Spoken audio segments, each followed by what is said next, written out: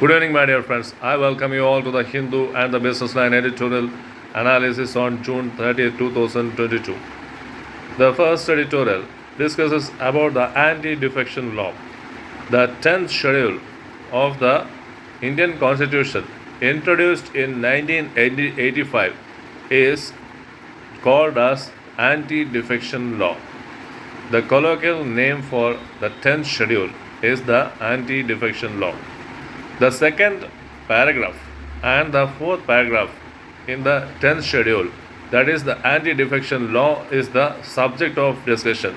The second schedule, the second paragraph of the 10th schedule prescribes that the anti-defection measures can be taken on those candidates who are just going out of the group or the political party and forming alliance with another party.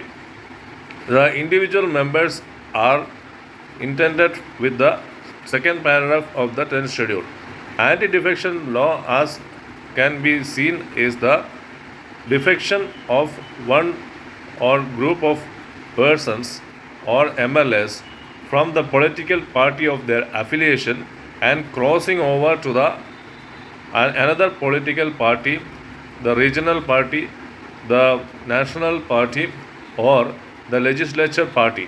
The fourth paragraph of the 10th schedule is being invoked in the recent High Court and Supreme Court decisions on anti-defection law. What does this fourth paragraph of the 10th schedule says?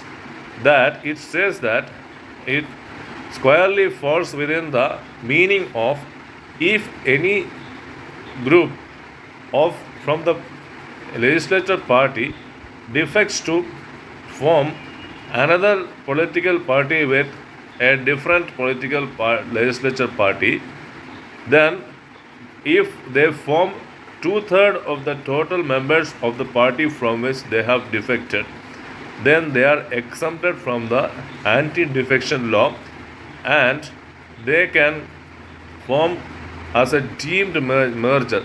They would be considered as a deemed merger. So, this article beautifully expounds on the constitutional provisions with respect to the anti-defection law as interpreted by the courts, high courts and Supreme Court in the recent elections on recent anti-defection measures in Goa and Maharashtra. The next article is about Indian aid in Afghanistan.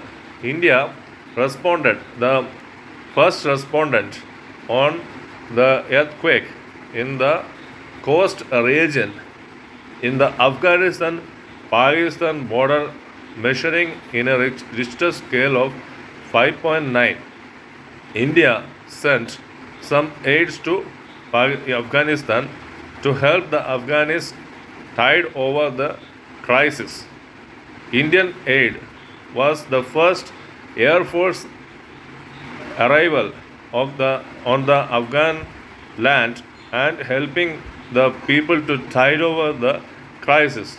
However, the Indian aid was not being acknowledged in the Chinese newspaper Xinhua. The Chinese newspaper Xinhua also did not acknowledge the aid from Qatar. Qatar wanted to revive the airports of Kandahar, Kabul, and another airport, but it was not recognized by Xinhua.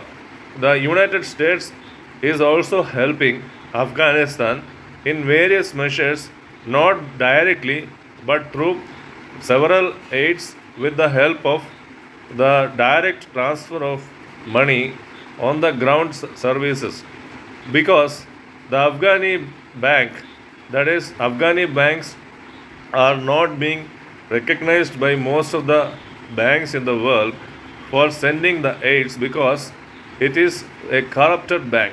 The finance ministry in Afghanistan is much more corrupted. So, reconstruction activities are being planned by India in Afghanistan. The article says that it has to go through Pakistani hands, the reconstruction activities. Otherwise, the directly India can ask the cement companies in Afghanistan to help in the revival of the Afghanistani Afghanistani economy, and the reconstruction activities can be going on. So, India's policy towards Afghanistan must be to see that the international aid as well as Indian aid to Afghanistan on this crisis is being harmonized in such a manner that the local forces, the local companies in Afghanistan can be roped in to rebuild Afghanistan. The next article is the payment for ecosystem services.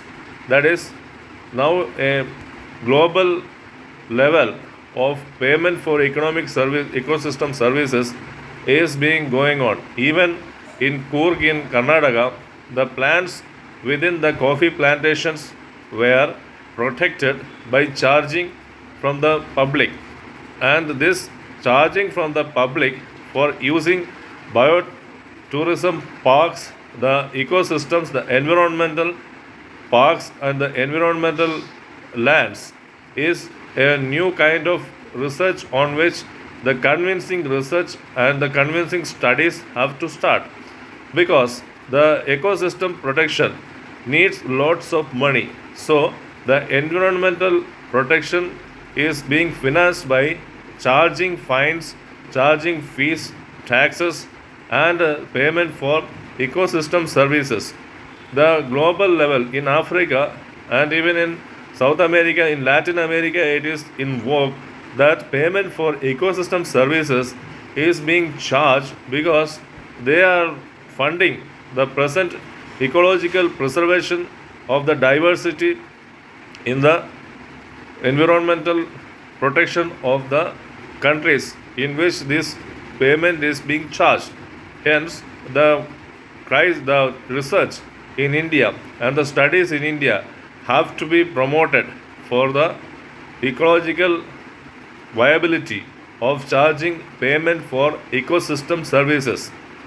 Moving on to the business line, we have an editorial which focuses on the 47th GST Council recommendations.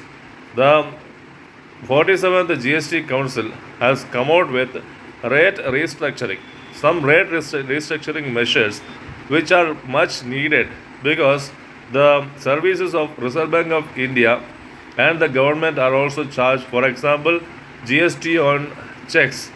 However, the GST on necessary inputs like printing inks, which will directly affect the consumers because the printing press is using the printing ink for publishing the newspapers, the books, all these things. This will be directly affecting the public, and then the GST Council has not decided on the extension of the compensation, that is compensation to states and the compensation cess on consumers.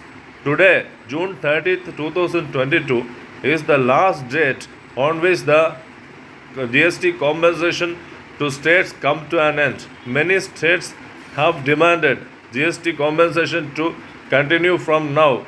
However, the GST Council is silent. The 47th GST Council decision is silent on this aspect. The government is thinking of making a uniform rates of 15% in future to make the rate rationalization possible and paving the way for states to reap on the benefits of the GST charges on goods and services. The present 47th GST Council has paved the way for raising the rates of many of the goods and services, the non-essential goods and services, which will help the government in reaping the benefits and charging the consumers and getting a enhancement in the tax revenues. The course correction is also done on inverted duty structure in many places. That is a kind of measure which is being appreciated by the editorial. So these are some of the points of focus for today on the editorials across the Hindu and the business line. Thank you for your kind cooperation. Thank you for your patient hearing. I thank you and let me bid adieu. Bye.